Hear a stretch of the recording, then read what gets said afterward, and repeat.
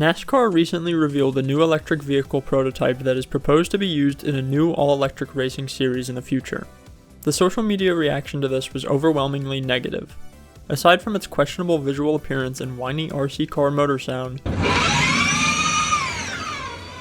fans from across the nation united in agreeing that EVs are not what the fanbase follows the sport for. We follow NASCAR for the excessiveness and power of their cars, not their efficiency. And with talks increasing over the past few years that NASCAR could look to make the cars hybrid, concern is spread throughout the sport over what the future might hold in the next generation of car. But one fascinating note from NASCAR's EV prototype could hold the key to fixing many of NASCAR's problems: 1,300 horsepower. In order to understand how this horsepower could save the quality of NASCAR racing, we have to look back at NASCAR's history. Over the past 15 years and even further back, NASCAR has repeatedly cut the power of their engines, whether it be for safety reasons, an attempt to create closer racing, or to cut costs for engine manufacturers so they stay in the sport. Almost every time without fail, both drivers and fans are unhappy with the power cuts that NASCAR implements. From a driver's perspective, cutting the horsepower of their car lowers the skill ceiling and raises the skill floor, which takes away the advantage of those who are more talented. This is because high-powered cars are harder to control than low-powered cars, and the lower the power, the easier it is for everyone to keep up with each other. From a fan's perspective, weakening the engine prevents exciting racing because it becomes easier for every driver to control their car, and if everyone can easily keep the car straight, nothing interesting will happen during the race and it will be a snooze fest. This has been especially a problem at short tracks over the past few years since NASCAR moved to the Generation 7 Cup car. Prior to this car, which cut the power a small amount at almost all tracks, races at places like Bristol, Martinsville, and even occasionally Richmond were guaranteed to be some of the best races of the year. It was almost certain heading into the weekend that there would be tight, side-by-side racing and door-banging up and down the racetrack for 500 laps. But in 2022, when the new car was made official, Martinsville races instantly became some of the most mediocre races in the year. Gone were the exciting bump and runs, and in were the trains that were conducted for hundreds of laps in a row by the leader. Bristol has had a similar problem, albeit the track has been much more resilient to bad races, in large part thanks to its multiple grooves, but it still hasn't been the same as it was with the prior generations of car. NASCAR has tried several different experiments involving aerodynamics and softer tire compounds to improve the racing at short tracks, even allowing multiple tire options in the 2024 All-Star race, but none of these have worked in any significant capacity. So what's the deal? It seems pretty obvious that if we want to save short track racing, all we have to do is increase the horsepower of the Cup cars, and we should be back to having all-timers every time we visit Bristol and Martinsville.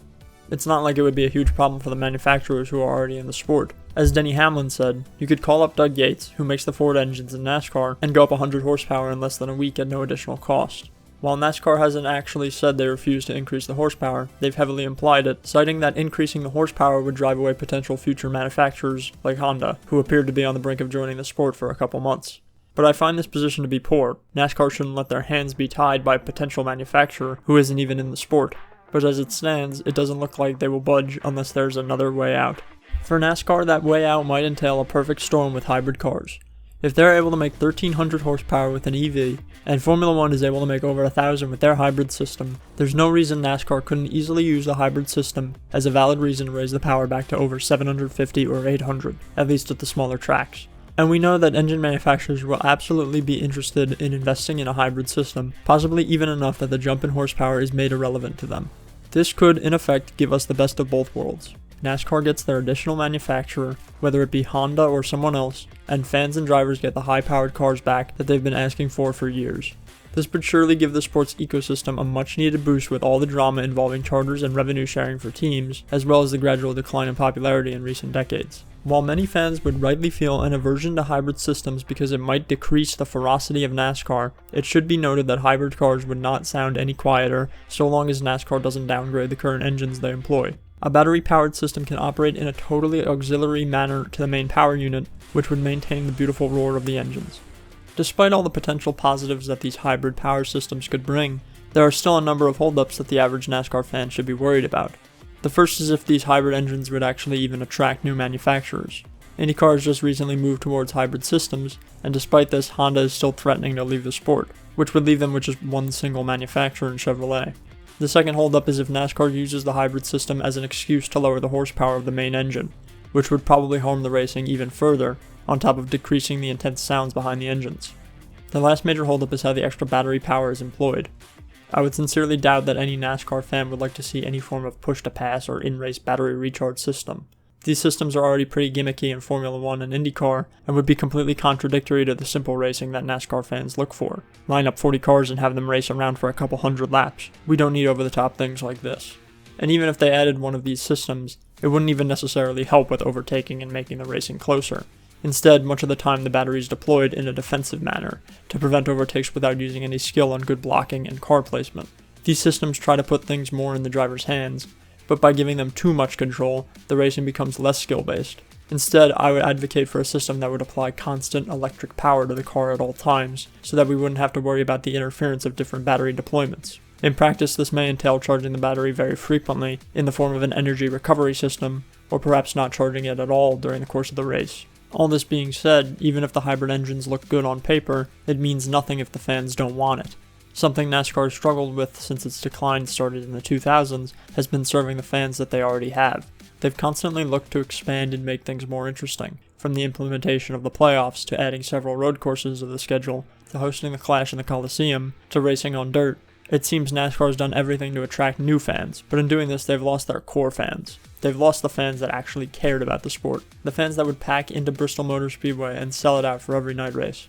Appealing to the masses is good for a positive TV rating, but staying true to your loyal fans is how you actually develop as a sport, and NASCAR has consistently done the opposite.